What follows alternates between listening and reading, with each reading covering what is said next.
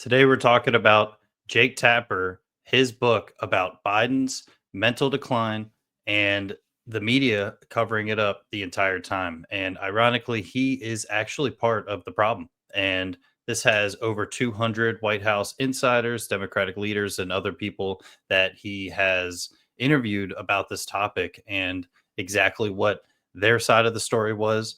But I'll have to add that Jake Tapper was 100% colluding with them and trying to say that Biden absolutely was not in mental cognitive decline at all. And we have proof in the internet world. We always have proof, and we're going to get into it. This is hilarious to see, but this is exact hypocrite that we see all the time when it comes to legacy media. So, without further ado, let's get into it.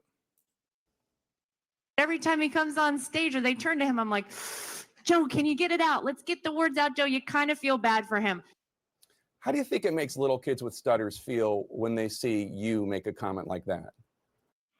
That is the worst tactic as a interviewer, like just so dishonest. Like throw up a video, lay up with how do you think little kids feel when you make fun of someone's stutter like that, when that was just what he is thinking she's talking about. That's not actually what she's talking about. He could have easily said, "Hey, what do you mean by that?" or whatever the case may be. And he just goes immediately for, you're making tons of kids feel like you're making fun of them. So dishonest.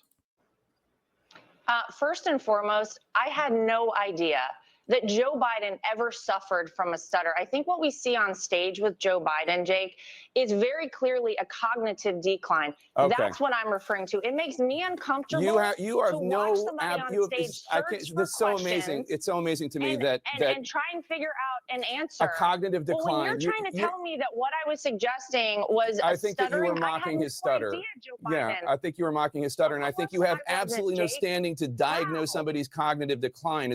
I would think I'm not that diagnosing, somebody in I'm the saying Trump that family he would be more thinks that Joe sensitive Biden of to people who today do not have is medical not the Joe licenses, Biden of 5 diagnosing years ago, politicians of 10 from years ago. afar. Plenty of people have diagnosed your father from afar, and I'm sure it offends you. Your father-in-law from afar. I'm sure it offends you. You don't have any I'm standing not to say. diagnosing him. What I'm saying, You Jake, just talked is about that a we cognitive can clearly decline. see that Joe Biden I have is one last struggling question for you, Laura. You many can't. times on stage, and it's very concerning to a lot of people that this could be the leader of the free world. Okay. That is all I'm saying. I genuinely you, feel Laura sorry Trump. for Joe Biden. I appreciate it. I'm sure.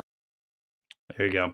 It is just comedy to see these people go over and say that this is what you mean when the person that she was sitting right there actually knew what she was talking about when that came. So this is I'll pull up a tweet real quick.